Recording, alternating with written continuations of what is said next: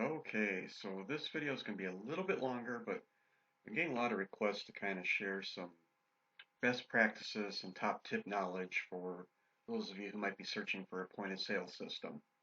And I will cover merchant services, but I want to stress this is point of sale. So these are systems that track, products that are sold, customer information, or if you're in a food service setting, then it tracks things like the menu and food costs and things like that. So we are going to dive right in here. Just give you a quick idea of my background. I have 7 years of restaurant management experience, 7 years of retail management experience, and over the last 15 years, up until the company I worked for went out of business in fall of 2013, I've worked with, almost 4,000 organizations. Um, Even since the company I worked for went out of business, I've still helped about 100 different retail stores, restaurants, museums, government entities, kind of introduce them to some good options for their point of sale needs. Worked with about 20 different point of sale programs over the years, including the new mobile solutions. Still demos of a lot of the programs. And it's a side job or hobby for me, but basically I'm still heavily involved in the point of sale industry. I want to stress that I do not sell or represent any point of sale companies, so this is unbiased and mostly free information.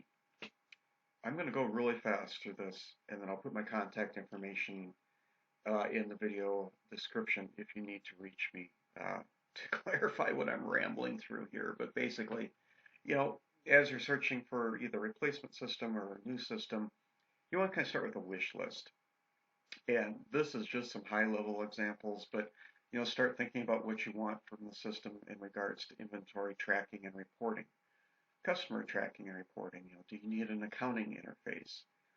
Do you offer gift cards or a loyalty program? What sort of audit trail do you need? Security settings for the staff and people that will be using the system. What peripherals are you going to need? Basically, when I say peripherals, I'm talking about things like the receipt printer, the cash drawer, barcode scanner, customer pull price display, devices for doing physical inventory counts, etc. Who are you going to use for merchant services? Are you focusing on a system that's going to run on a computer, on a mobile device? Should it run on both?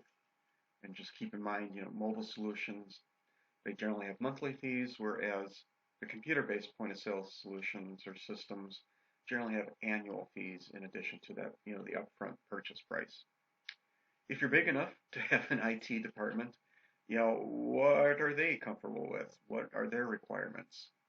Cable network versus a wireless network, firewalls and related network security settings and equipment, who's going to handle the antivirus and the malware protection, software updates, who's going to handle that, backing up the software database if you need to, who's going to handle that, who's going to provide the computer equipment.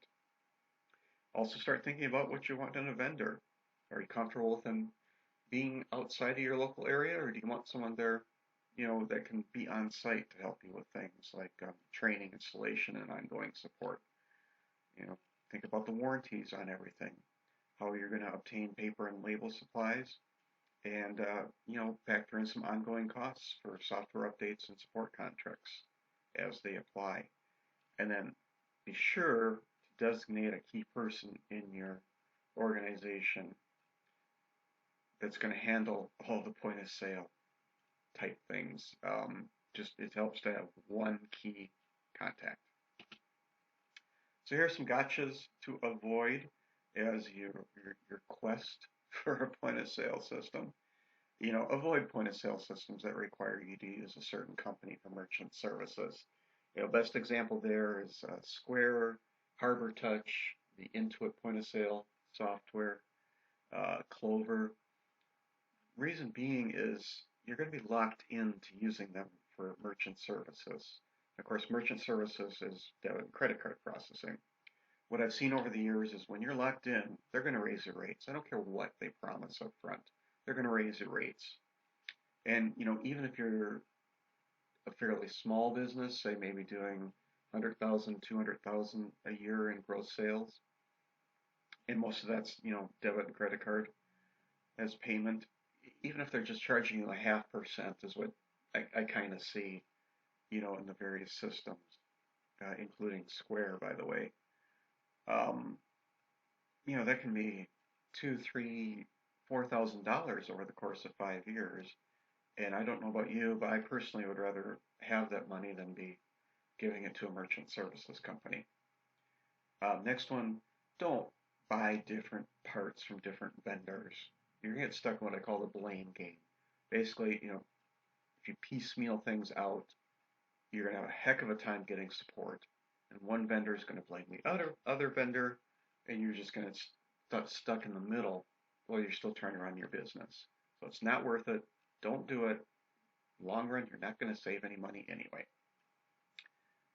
Get a real demo. What I mean by that is don't let someone show you a canned version of their point of sale solution.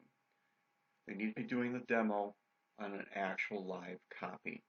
Reason being is it's easy to hide any bugs, any slowness in the solution in the point of sale program um, by using a canned demo. And that's one thing I always did when I worked in the industry is not only would I use a live copy of the software, but I would customize it according to the types of products or services or type of restaurant or bar, etc., that I was doing the demo for. You know, talk to folks using point of sale systems that you're considering, and um, don't neglect to check references, I guess is what I'm saying. And ideally, if you can, visit these references in person. There's nothing like seeing an actual point of sale system in action to really give you a feel for how well it does or does not work. Next one, I hate to say this because I love these programs. They've been just awesome to work with, but basically anything from Microsoft that's geared towards, the average retail store or museum is end of life, is what Microsoft calls it. In fact, some of them have already surpassed their end of life date. And so, just like you wouldn't buy something that's discontinued, you don't want to buy these programs because they are end of life. Next one, make sure that whoever you're working with has extended hours of support. Reason being, hey, we don't work 8 to 5 Monday through Friday. If something breaks, it's probably going to be at 5 minutes after 5 on a Friday. Or if you need help with the software issue or something like that. So just make sure that the support is there when you need it. You really need to be asking vendors about EMV. That's the Europay MasterCard Visa Compliance Agreement that takes effect in the US in October of 2015. It doesn't make sense to buy something now and then find out, hey, in 10 months you're going to have to buy new hardware and a software upgrade. Two, if they can't tell you solid, definitive information about their EMV compliance plans for their point of sale system, I'd be really concerned because that means they're not planning ahead. And this is something everyone is going to have to deal with. So don't ignore that and use it as a warning sign if they can't give you that definitive answer. Plan for the future. You might be in a position where you're starting with just one location and growing to, I've seen folks grow to 18 locations. I've seen other folks that I've worked with grow to 300 locations or more. So make sure that we call it scalable. That just basically means that the program can be sized and can handle growth, whether it be in volume or inventory or in locations. So just, don't put yourself in a position where you're going to outgrow your program. Next one is critical. Ask what happens to your data. You should always have access to your information. So if something happens, you have a way of accessing, your inventory, your customers, your suppliers, everything that you already put into the system. Next one is invest in learning the system. I mean, it's not really much money as it is time. Take the time to learn the system. Otherwise, you're going to have a very expensive cash register, and that's not good. My advice on extended warranties: you really don't need them, but budget for breakage. Set aside $500 a year per location for an out of warranty item that might need repair or replacement. That way you budgeted for it, but you're not spending a lot more on extended warranties. I kind of mentioned this before, but buy from a vendor that can offer the level of support that you need. So if you don't have that IT department, make sure that you're working with a vendor that can take care of, backing up the software or backing up your information and doing the antivirus scans and malware scans and things like that.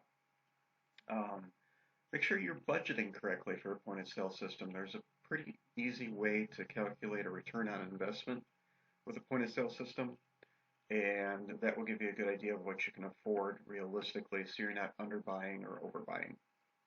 And finally, this is kind of new, but don't rely on online review sites for references. Websites like Software Advice are paid lead farms. They are compensated by generating leads for point of sale companies. Not saying all the reviews on those sites are bad, but the trustworthiness of some of the reviews is highly suspect from what I've seen.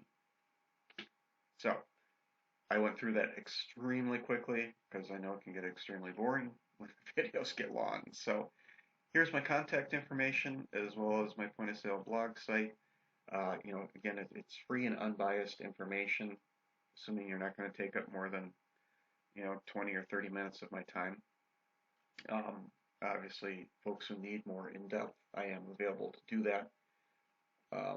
That's something we can just have a separate discussion about. So, thanks for watching and enjoy.